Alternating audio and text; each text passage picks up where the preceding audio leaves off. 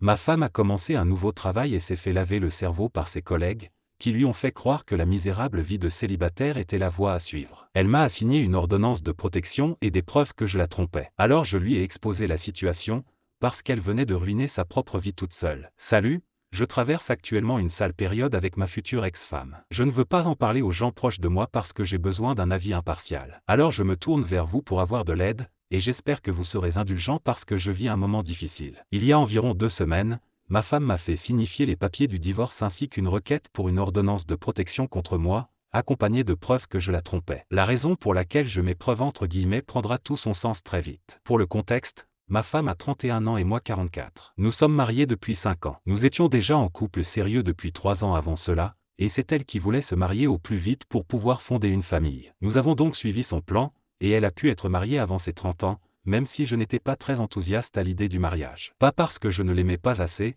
mais parce que j'ai toujours été plutôt anti-mariage, depuis le divorce de mes parents. J'ai toujours eu peur de finir comme eux. Mais je ne voulais pas perdre ma femme, alors je suis allé dans son sens et je l'ai épousée. Elle voulait avoir des enfants avant 35 ans, car elle estimait qu'après cet âge, elle ne voudrait plus passer par une grossesse. Ce qui me semblait raisonnable. Cependant, il y a quelques mois, je me suis assis avec elle pour une discussion sérieuse. Je lui ai dit que je ne pensais pas qu'avoir des enfants était une bonne idée pour le moment, parce que nous étions tous les deux dans une belle situation et que je ne me sentais pas prêt à devenir père. À ma surprise, elle m'a répondu qu'elle ressentait la même chose et m'a dit que nous pourrions toujours adopter plus tard ou envisager une gestation pour autrui. Mais que, pour l'instant, elle voulait aussi vivre selon ses propres envies et ne pas être alourdie par des enfants. Nous étions donc sur la même longueur d'onde à ce moment-là, et nous avons décidé de rester sans enfants pour l'instant. Je crois que la raison pour laquelle elle a changé d'avis à ce moment-là, c'est parce qu'elle venait de commencer à travailler dans un magazine en ligne destiné spécifiquement aux femmes. Beaucoup de ses collègues étaient des femmes célibataires, souvent plus jeunes qu'elle. Les plus âgés étaient soit divorcés avec de grands enfants,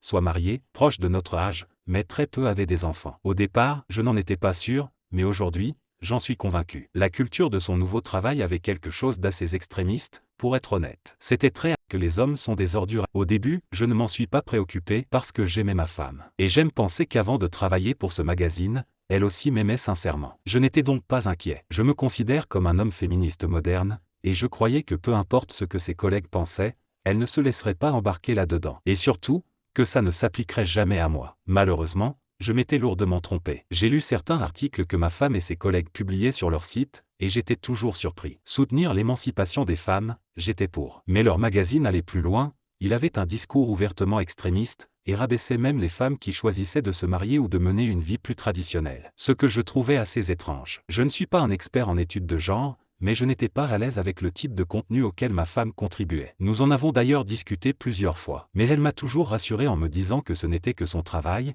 et qu'elle ne partageait pas réellement les mêmes opinions que ses collègues. Alors je me sentais un peu mieux à ce sujet. Cependant, récemment, elle est devenue assez distante avec moi et refusait que l'on passe du temps ensemble, prétextant qu'elle était fatiguée, mais elle restait éveillée des heures plus tard à parler au téléphone ou à envoyer des messages à ses collègues. J'ai eu peur qu'elle perde de l'intérêt pour moi et j'ai essayé d'organiser des soirées en amoureux, mais elle se plaignait que je faisais trop d'efforts et qu'elle se sentait étouffée. Alors j'ai arrêté ça aussi, et j'ai décidé de lui laisser de l'espace et de me concentrer sur mon travail, comme elle le faisait. Je crois que c'est ça qui s'est retourné contre moi, d'une certaine manière. Parce qu'il y a une semaine, ma femme m'a envoyé les papiers du divorce qu'elle avait déposés. J'ai aussi reçu une ordonnance restrictive, ce qui signifiait que je ne pouvais pas la contacter. Au moins, elle avait eu la décence de m'envoyer une explication sous la forme d'une lettre, et d'une photo, via son avocat, où l'on me voyait enlacer une ancienne collègue qui avait récemment quitté son poste et déménagé dans le Colorado. Voilà la preuve que ma femme avait. Dans la lettre, elle disait qu'elle ne pouvait pas me pardonner de l'avoir trompée et qu'elle devait donc partir. L'ordonnance restrictive était motivée par le fait qu'elle ne se sentirait plus en sécurité avec moi, puisque j'aurais soi-disant menacé de me faire du mal si jamais elle me quittait. Elle avait déjà déménagé de la maison et voulait que je reste désormais éloigné d'elle. Je vais expliquer maintenant pourquoi je mets tout ça entre guillemets. Évidemment, rien de ce qui est écrit dans cette lettre n'est vrai. Elle le sait, son avocat le sait, et moi aussi. Je suppose qu'elle a tout inventé pour rendre le divorce plus facile à gérer pour elle, financièrement et autrement. C'est ma parole contre la sienne, puisqu'il n'y a aucune preuve concrète que j'ai fait quoi que ce soit. Quant à l'histoire de tromperie, elle savait très bien que j'allais à la fête d'adieu de ma collègue, parce que je le lui avais dit. Même la photo qu'elle utilise comme preuve est celle que je lui avais moi-même montrée, et qui avait été publiée sur les réseaux sociaux par ma collègue en personne. Donc rien de secret, rien de caché. J'en ai déduit qu'elle avait été influencée par sa fameuse squad de collègues célibataires, persuadée que tous les hommes leur sont inférieurs pour une raison obscure. J'aurais voulu me sentir triste, mais plus qu'attristé, j'étais furieux que ma femme en arrive à une telle extrémité juste pour obtenir un divorce. Nous avons passé presque 8 ans ensemble, et elle n'avait même pas jugé utile de m'offrir une explication honnête, ou simplement la vérité. J'étais convaincu à 100% qu'elle allait débarquer avec son avocat pour essayer de me prendre tout mon argent,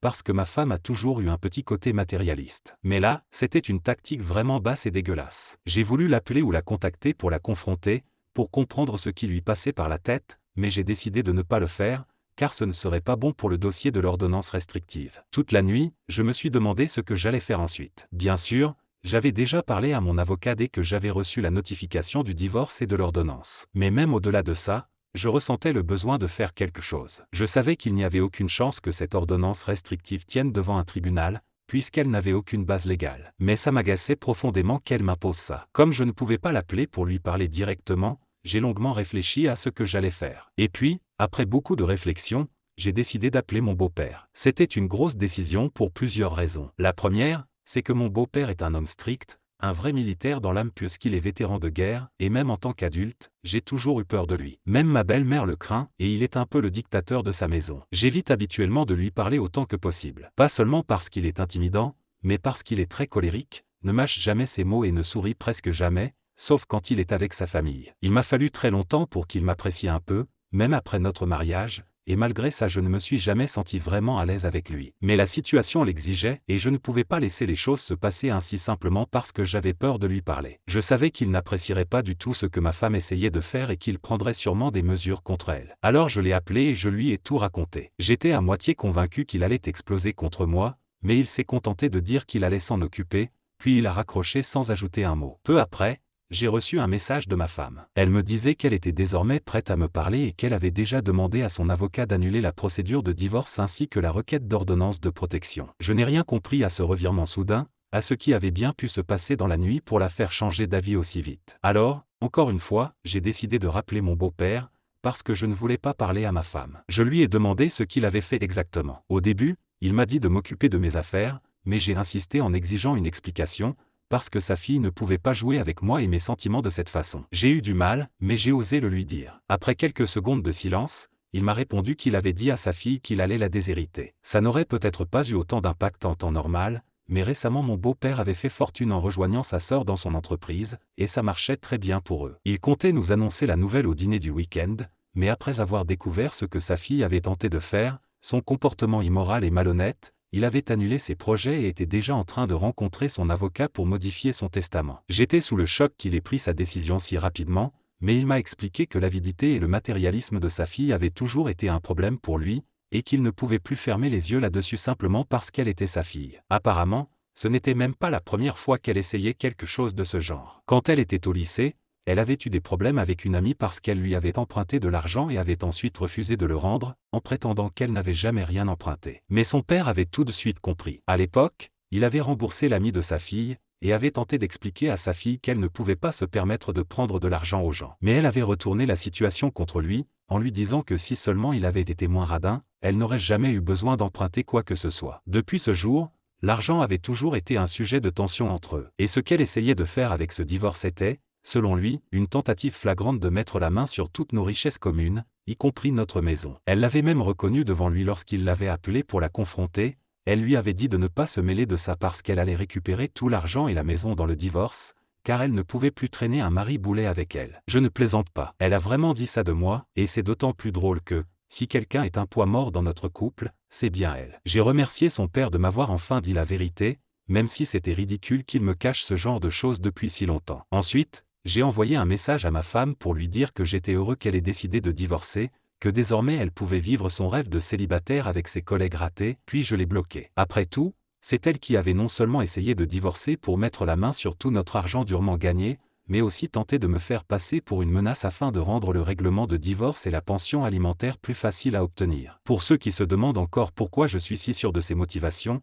je rappelle simplement que j'ai vécu avec elle pendant près de 10 ans, et je sais comment fonctionne son esprit. Je savais aussi que ses collègues étaient extrêmement toxiques, et qu'elle se laissait influencer très facilement. Les signes avaient toujours été là, mais j'ai choisi de les ignorer. Aujourd'hui, je suis juste soulagé que mon beau-père ait fini par ouvrir les yeux sur sa fille et qu'il m'ait dit la vérité, même si c'est arrivé un peu tard. Mais c'est arrivé malgré tout, et j'en suis reconnaissant, car d'une certaine façon, il m'a sauvé. Malheureusement, ça ne s'est pas arrêté là, et c'est pour ça que je viens chercher une perspective extérieure. Parce qu'après que je l'ai bloquée, elle a quand même essayé par tous les moyens de me parler, en créant de faux profils ou en utilisant nos amis communs pour me joindre. Mais j'ai coupé court à tout ça et j'ai bien fait comprendre à tout le monde que je n'étais pas disposé à communiquer avec elle, donc il ferait mieux de ne pas insister. J'étais déjà en discussion avec mon avocat et nous allions déposer la demande de divorce. Mais, sans prévenir, ma femme a décidé qu'elle allait rentrer à la maison. Ne me demandez pas pourquoi elle ne l'a pas fait plus tôt, parce que je n'ai pas la réponse. Mais avant hier, elle est revenue et m'a dit que je pouvais toujours divorcer si je le voulais, mais qu'avant ça,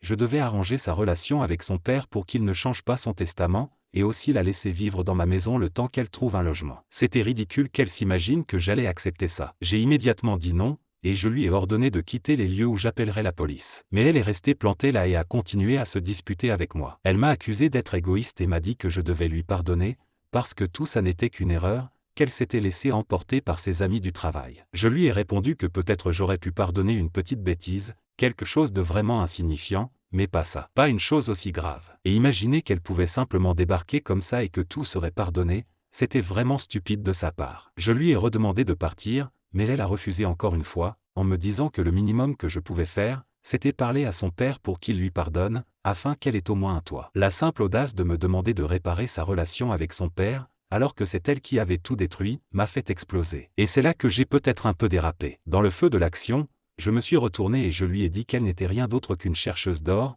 et que même son père était d'accord avec moi, c'est pour ça qu'il m'avait soutenu moi plutôt qu'elle. Je lui ai même balancé que son père avait eu raison de couper les ponts avec elle, parce que personne ne méritait d'avoir une fille aussi détestable et immorale qu'elle. Puis j'ai claqué la porte sous son aile. Il était très tard à ce moment-là, et je n'ai plus eu de nouvelles d'elle pendant un bon moment après ça, jusqu'à hier, quand son père m'a appelé pour m'informer qu'elle s'était présentée chez eux tard dans la nuit et qu'elle avait pleuré pendant des heures. Elle était dévastée et agissait de manière assez hystérique, ce que personne parmi nous n'avait jamais vu auparavant, car elle avait d'ordinaire un tempérament assez calme. Elle était froide et cruelle quand elle était en colère, mais jamais du genre à se mettre à pleurer. Et apparemment, quand elle est arrivée chez ses parents, elle disait qu'elle voulait que tout s'arrête puisque personne ne l'aimait et qu'elle avait échoué auprès de tout le monde dans sa vie. Ils ont fini par devoir lui donner des médicaments pour la calmer, parce que la situation était vraiment grave. Mon beau-père n'a pas aimé que je lui dise comment il avait décidé de me dire la vérité, et il a déclaré qu'il pensait que cela resterait confidentiel. Je n'ai pas compris pourquoi il pensait cela, car lui aussi a joué un rôle dans cette situation. En ce qui me concerne,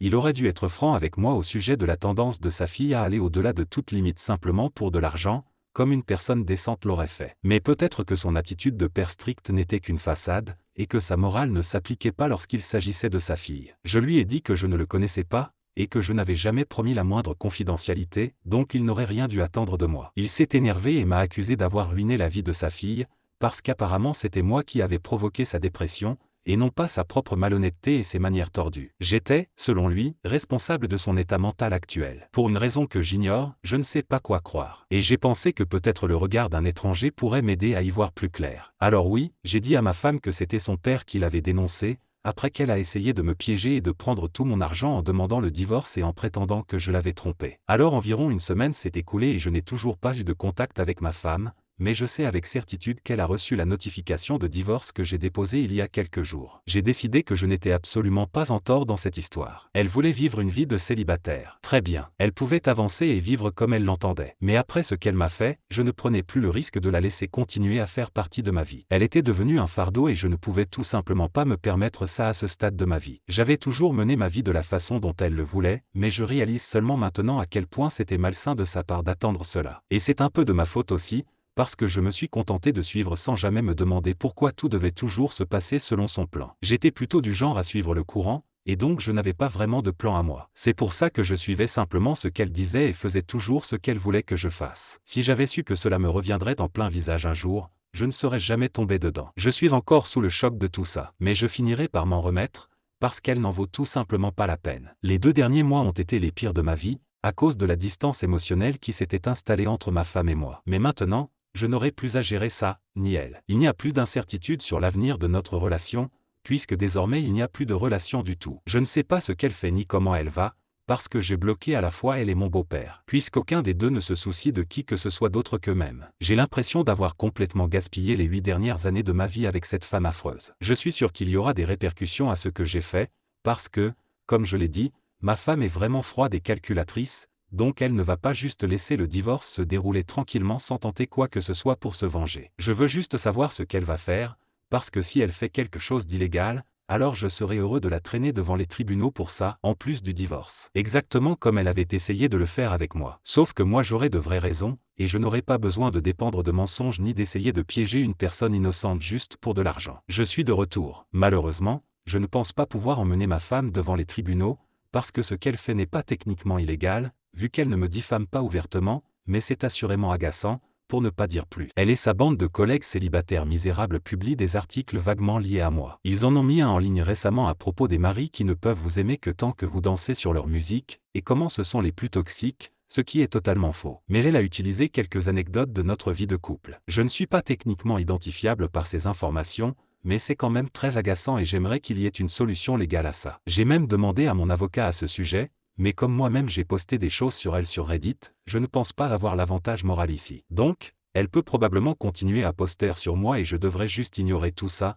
parce que puis-je faire d'autre? Elle a quand même répondu à la demande de divorce, et elle ne la conteste pas, mais elle réclame une grosse somme dans le règlement ainsi que notre maison. Je ne pense pas qu'elle le mérite, et je vais m'assurer qu'elle n'obtienne absolument rien. Ce sera peut-être difficile, mais je vais mettre tout mon cœur et mon énergie pour gagner cette bataille et lui montrer sa vraie place. Je sais que beaucoup d'entre vous attendaient une mise à jour depuis très longtemps, mais j'étais au milieu d'un divorce vraiment horrible et j'ai aussi quitté mon travail pour lancer ma propre entreprise, donc c'était une période vraiment chargée pour moi. Occupé d'une bonne manière, cela dit, même si j'ai eu du mal à m'adapter à ma nouvelle vie d'homme célibataire, bientôt divorcé de sa femme avec qui il pensait passer toute sa vie, mais qui, à présent, écrivait des articles haineux sur lui juste pour le blesser, parce que c'était la seule façon qu'elle avait trouvée pour l'atteindre. Mais j'ai réussi, d'une façon ou d'une autre. Le divorce a enfin été prononcé il y a 2 semaines, et vous avez deviné juste, j'ai réussi à garder la maison pour moi, et même à éviter de payer une pension alimentaire, parce que nous avons pu prouver qu'elle n'était rien d'autre qu'une chercheuse d'or avide, et qu'elle n'avait pas besoin de cet argent pour survivre. Je suis sûr qu'elle a détesté ce verdict,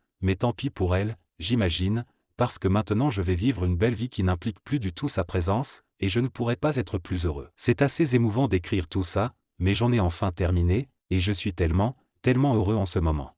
Si l'histoire vous a plu, n'oubliez pas de commenter, de vous abonner et de partager. Nous postons une nouvelle histoire tous les jours.